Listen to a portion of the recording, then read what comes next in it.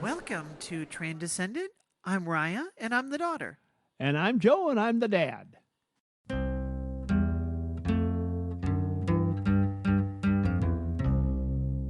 And this is Transcendent. I remember in high school coming back on the bus one time from a forensics competition. The bus was about a third of the way full. And we had, it was kind of their nerdier people in school, but I ended up being in sort of the cooler part of the nerdier kids of school. There were five of us that had gathered around in the back seats of the bus, and we were telling off color jokes. I remember my friend Jerry telling about an hour of jokes back to back to back, just going and telling one joke after another. And we laughed and laughed and thought it was the funniest thing. I probably developed a lot of my homophobic views that I had to get away from later in life just from that one bus ride. Those jokes, I probably told those for years and years to come. And some of them were no problem at all. They were just funny jokes. And some of those were funny jokes, but I wouldn't tell them anymore because they're not appropriate. And some of them I would probably be very disgusted by now. So, what we're coming up with here and how you're setting the stage is that we're considering how do we respond to homophobic jokes? You've been there yourself. You have been at work and a colleague tells a joke that you think to yourself, that was not appropriate. Sure. Or you go back home for the holidays and you're with the family member that you would prefer not to be around, and all of a sudden they make some racist comment, and you think, oh, not this again. Yeah, that was a brother of mine, and that happened a lot. Maybe you're out with friends. You go out to coffee every morning or once a week and you meet with these people.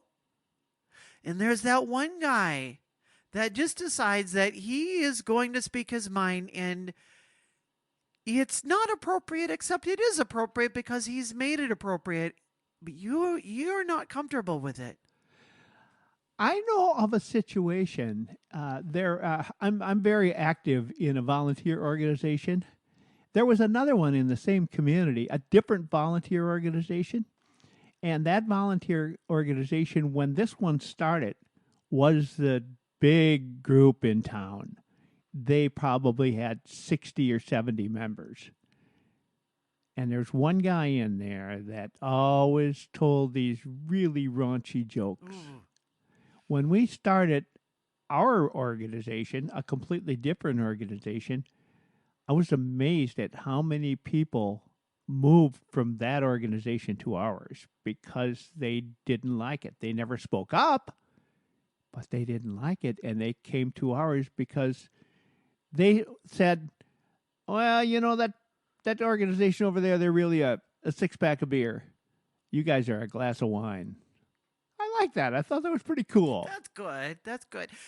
The reason it's so difficult is it puts you in a situation where you either have to speak up and you become now the buzzkill, or you sit back and you say nothing.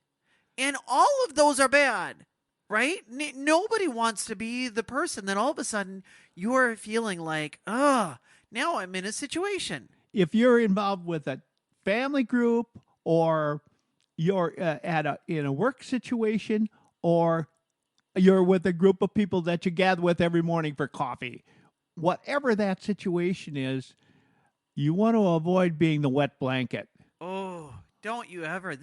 Nobody wants to be the person that comes in and you just think, I've got to change my ways. Yeah. Because that person is here. I can't say this stuff now, but when he's gone, then I'm going to be myself.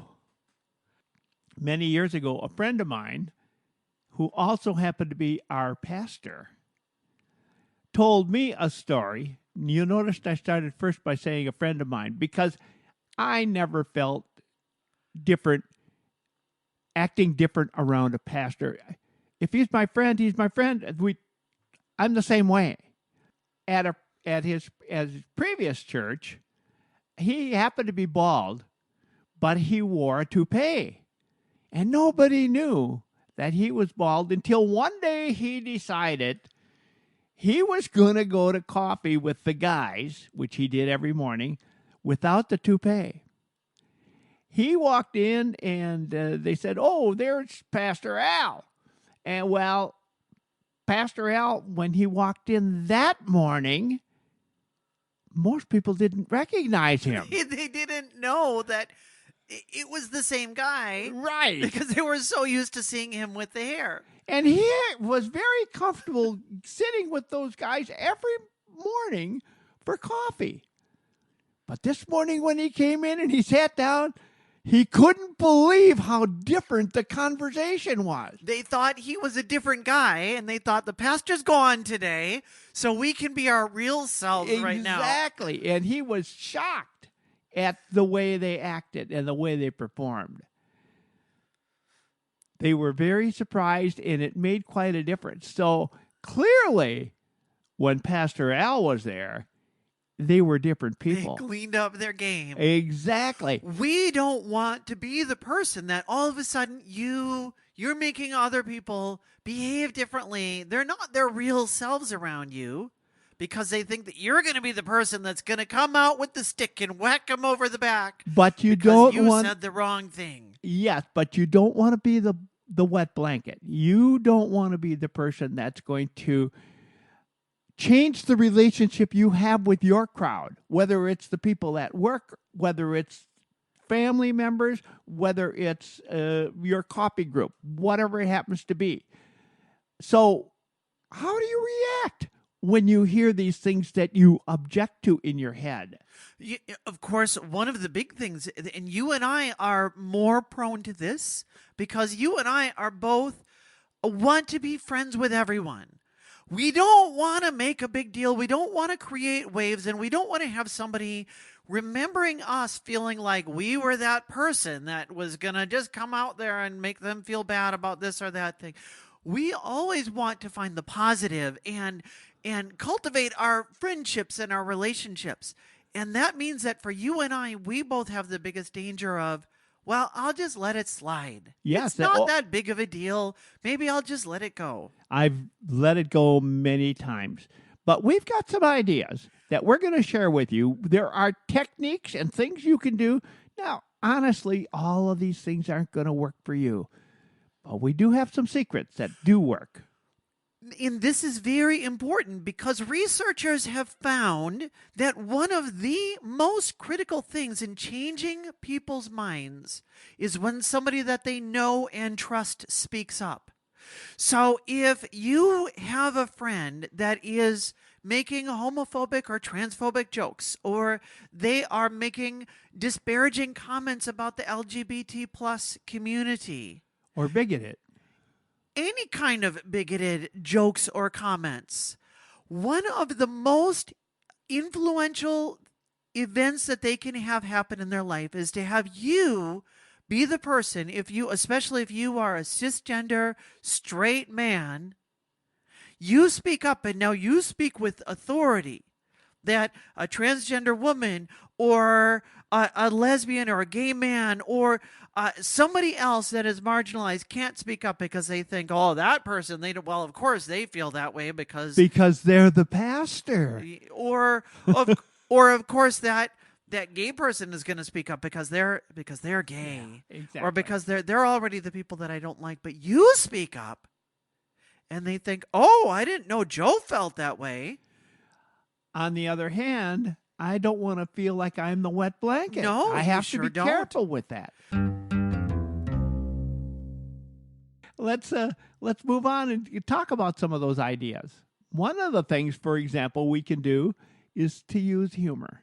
And that will often diffuse a situation. When I was on the school board, for 9 years. We often had subjects that would come up that were controversial. We would have people coming to school board meetings who felt differently, and we would have people within our school board. We had 7 members of the school board, and sometimes it would be 3 to 4.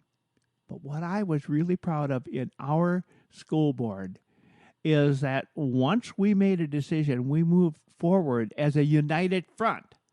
So if you're in a group, whether it happens to be a group of family or some of the others we talked about, and you make a comment or you do something to diffuse the situation, you want to make sure that your group stays together, in a manner of speaking, moves forward as a united front. We're looking for ways to keep the situation light so it doesn't turn into a downer. Yeah, so Hey, I am very upset with you, and I'm going to let you know.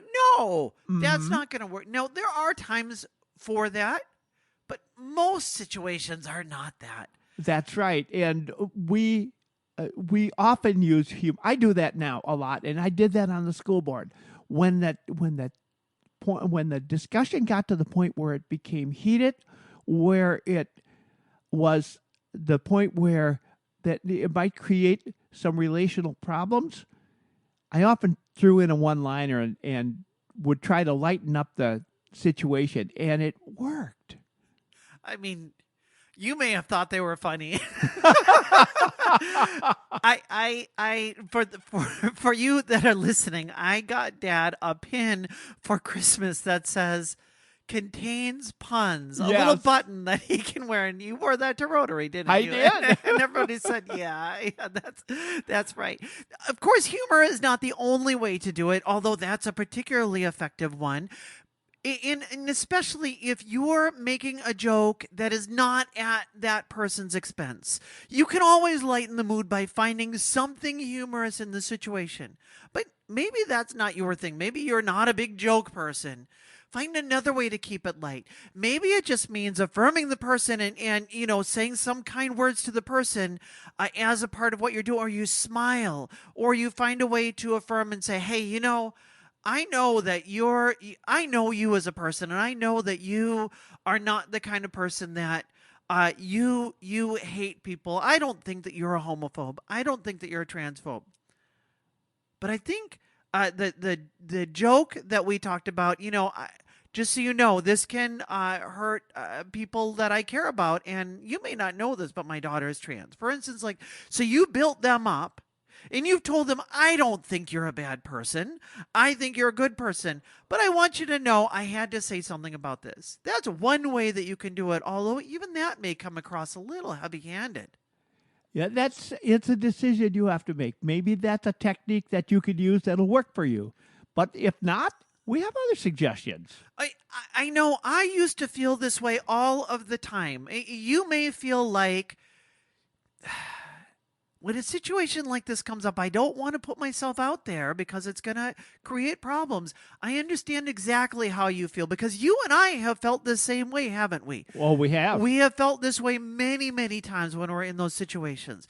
But what we found is that when you can use this technique, you can get around a person's defenses without making them raise their guard. It goes back to what you said earlier. If you don't actually make the person the bad The person villain. in the situation, what you do is bring it on yourself. That makes quite the difference. As we were talking about humor, if you make a joke and you are the chump in the joke, it makes the joke better. Yes. And an easy way to do that is with this simple formula that I just used as we were talking through this. And that formula is feel, felt, found. I said, I'm sure you've felt this way in many situations, and I described your situation. And then I said, we've felt this way as well. Dad and I have both gone through this. But what we found was there's a way to do this. And if you, as the listener, when I said that, you thought to yourself, ooh, I can't wait to hear what this is. You just experience how that feels. You've just experienced how